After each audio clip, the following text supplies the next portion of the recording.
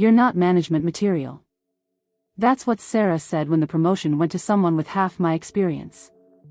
The conference room smelled like burnt coffee and ambition.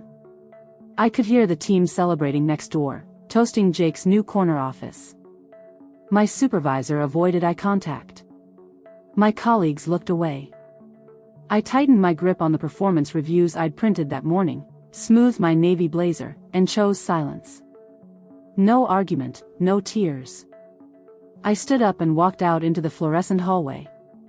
2 hours later, the champagne went flat and a phone call split the office in half. Here's what happened next. The corporate air was stale that morning, the kind that smells like printer ink and broken promises. My team had chosen the main conference room for the announcement, the kind of space where people gathered just to witness someone else's victory. The mahogany table gleamed under harsh lights, surrounded by leather chairs and motivational posters about synergy. Every seat inside was filled with my former allies. Mine apparently was nowhere to be found. I'd driven in early from across town, replaying HR's last email in my head. Please, Alex, keep this professional. It's about what's best for the company. That was all I ever was to them. A resource, a number on a spreadsheet. Don't make waves. Don't ask questions. Don't remind anyone there's another candidate. Growing up in corporate culture, we were the cliché you see in team photos, the rising star and the steady worker. Jake had charm and connections. I had results no one celebrated. He'd stumble and get coaching. I'd deliver and get ignored. Sarah said I was reliable. Management said I was consistent. Both meant the same thing. Invisible was convenient. The last time I saw them all together was the quarterly review 6 months ago. I remember the boardroom smelling like sanitizer and stale ambition. Jake was in Miami closing a deal, and for once, the energy felt focused. Sarah asked me to grab the client files from her locked cabinet. Instead, I found her evaluation folder, edges worn from constant reference. I flipped through it, curious, until I realized every page highlighted the same pattern. Jake's potential, Jake's leadership qualities, Jake's future with the company. Not a single note about my achievements, not my client wins, not my name. When I asked why, Sarah smiled like it was obvious. You never needed the recognition, Alex. You were always dependable. That night, I learned there are two kinds of overlooked, being undervalued and being erased. I thought about that folder as I walked toward the conference room, heels clicking on polished concrete. Through the glass walls, I saw them posing for the company newsletter. Sarah in her power suit, the VP adjusting his tie, and Jake glowing in victory. He looked back once, saw me, and smiled the same way people smile at janitors they won't remember. The assistant intercepted me with her tablet. "You're Alex Chen?" she asked.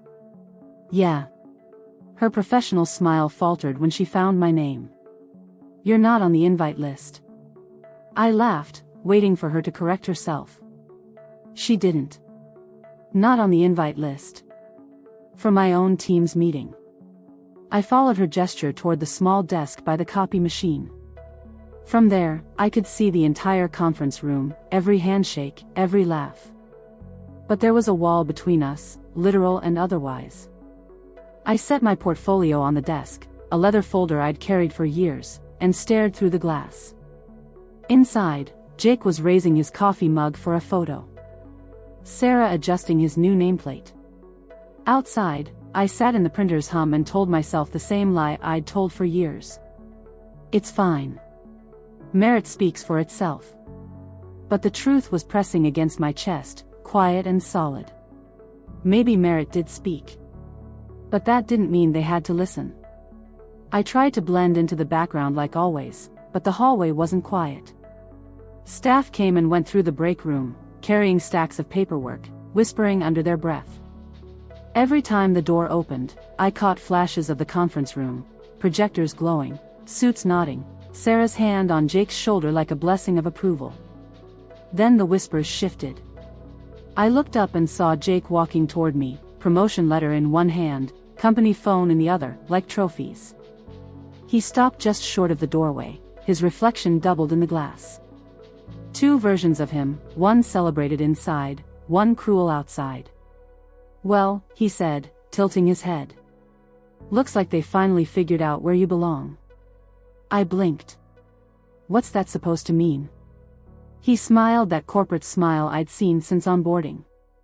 The one he used before taking credit. "You're not management material." The words landed so softly I almost missed how sharp they were. "You're not management material." Like it was science. Like I was a failed experiment. For a second, I said nothing. My throat went dry, the kind of dryness that comes from swallowing too much injustice.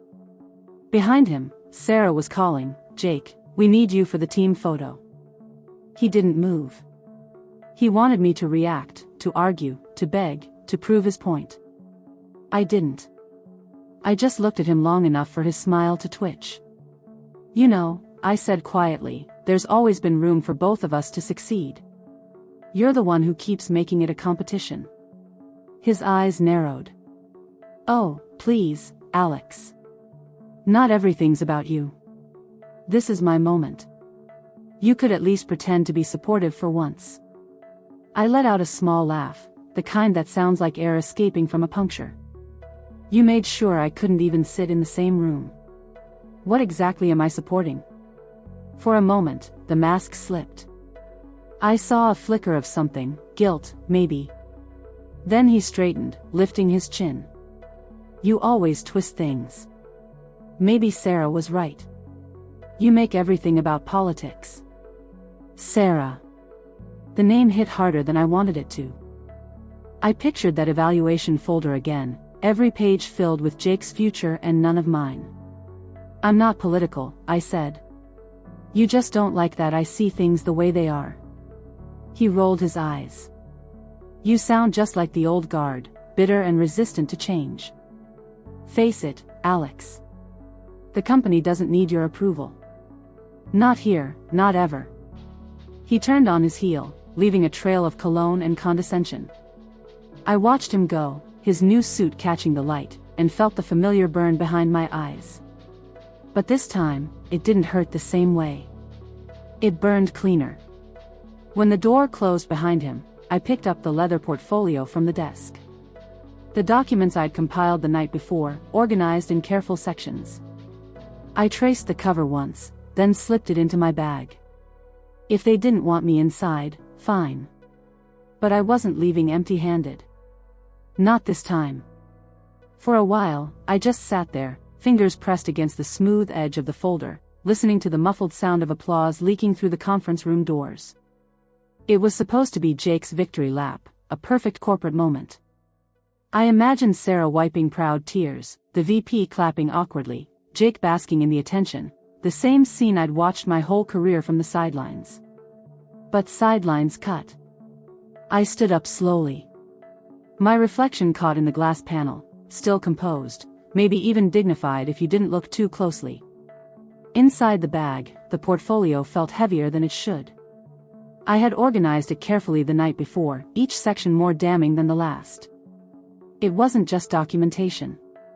It was proof, something that could shatter the narrative Jake built out of stolen credit. 2 weeks earlier, I'd been working late when I stumbled across the shared drive. A folder labeled Client Strategies that Jake had been bragging about all quarter. Inside were my original proposals, my research, my client correspondence, all with his name attached as primary contact. Screenshots showed him forwarding my work to Sarah, claiming it as preliminary ideas he'd refined. He'd been taking credit for months, building his promotion case on my achievements. I hadn't planned to use that evidence until today. Before leaving the hallway, I walked back to the reception desk near the elevator. The secretary was distracted, sorting through interoffice mail. I slid the leather portfolio into the compliance inbox, the one that went directly to corporate audit. The cover letter was brief, professional. Discrepancies in project attribution and performance documentation require immediate review. Inside were printed emails, timestamped files, and side-by-side comparisons. Not accusations, just facts. I stepped back, checked my reflection one last time, and straightened my blazer. My heart wasn't racing. It was steady, calm in a way that felt almost foreign. Then I turned and walked toward the exit. The corporate lobby hit me with a rush of recycled air. The fountain gurgled under artificial lights, a sound I no longer needed to hear every day. I could hear the faint echo of celebration behind me, the team cheering for a promotion I no longer cared to witness. For the first time in years, I didn't feel small. I didn't feel invisible. I reached the parking garage, the echo of my heels like punctuation. No dramatic goodbye, no speech, just the quiet closure of a car door. As I started the engine, I looked back once at the glowing office windows, the silhouettes moving behind glass, and whispered to myself, let the audit find its way. Inside the conference room, laughter still floated above the air conditioning. A phone rang somewhere. Coffee cups clinked. The team pressed closer around Jake at the head of the table. He glowed in that expensive suit, the picture of success he'd rehearsed for months. Sarah spun him toward the camera, the photographer capturing everything in golden corporate light. From outside through the tall windows, the scene looked like a stock photo, sealed, flawless, unreal. Then the compliance call came. It happened near the reception desk. A secretary had been sorting the morning mail, filing folders by priority. Someone said, there's an urgent audit request, a spur-of-the-moment investigation that couldn't wait. Sarah turned, frowning, and took the phone from the receptionist. The folder slid across her desk, and inside lay the portfolio and beneath it the cover letter. Her hand hesitated. What's this about? The VP leaned over. The documents spread loose across the table. His eyes caught the email timestamps before she could gather them. He frowned, scanning the side-by-side comparisons printed in stark black and white. A sentence stuck out, Jake, here's the refined version of your initial concept, attached to work that was clearly mine. The celebration didn't stop right away. It just thinned. The photographer fumbled, missing the shot. Jake's smile flickered. Sarah's fingers shook. This isn't right, she stammered. Someone's trying to. The VP didn't answer. He just kept reading, page after page. Each document was worse than the last. Client emails showing my direct communication, file metadata proving original authorship, Jake's forwarded messages taking credit for his team's collaborative effort. Who submitted this? Sarah hissed. Her assistant, Maria, had been watching from across the room. When she heard the name Alex Chen mentioned by the compliance officer on speakerphone, her expression hardened. She crossed the floor with the slow certainty of someone who'd witnessed everything. I think you should review the metadata before you blame anyone, she said. These came through official channels this morning. Apparently, there's a pattern going back months. Jake's face drained of color. That's not possible. The VP's voice was low. It's documented, Jake. The timestamps match. He turned the final page. A screenshot of Jake's message, thanks for letting me run with this concept, Sarah. The client presentation went perfectly. A collective gasp rippled through the room. Phones were silenced. The photographer stepped back. Someone whispered, "Oh my God." Jake lunged for the papers. You can't believe this. The VP stepped between them. You documented it yourself, son. That was when the shouting started. Not loud at first, more like air leaving a tire. Jake stumbled back, his new nameplate catching under his elbow. No, you don't understand. This is sabotage. Alex, my colleague. She did this. Sarah's jaw tightened.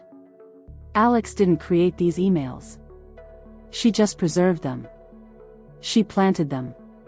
She's jealous. She's always, stop. The single word cracked through the room like a gavel.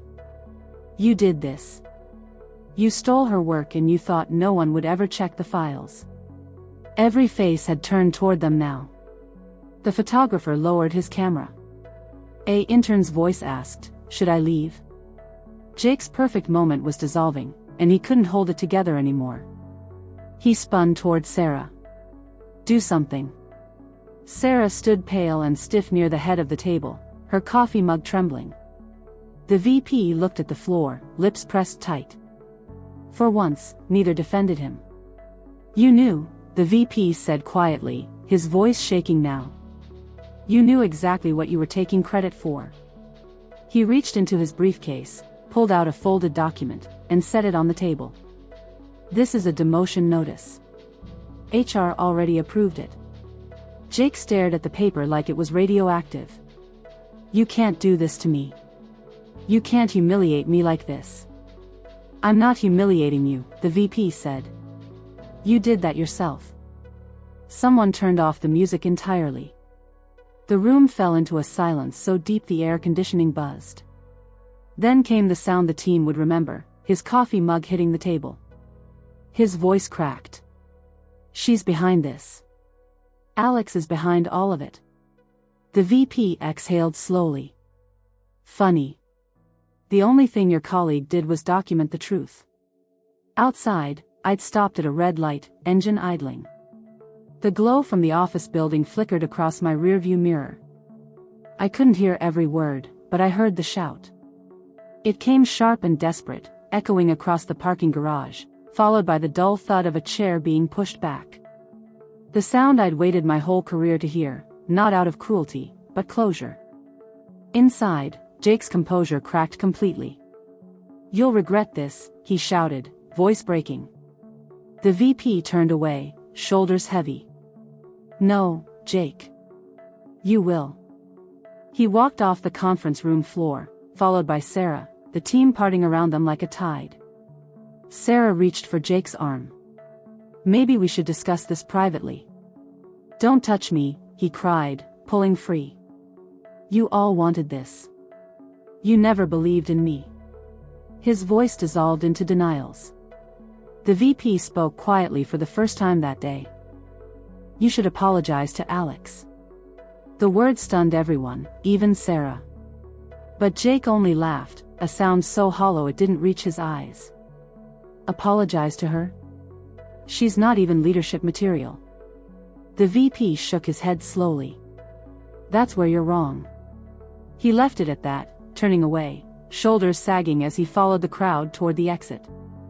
By the time the lights dimmed and security began escorting Jake from the building, Sarah sat alone under the fluorescents. Her power suit, once commanding, now looked wrinkled. The promotion letter had fallen beside her chair. The same hands that had passed me over now clutched air, desperate for something to salvage. She never saw me.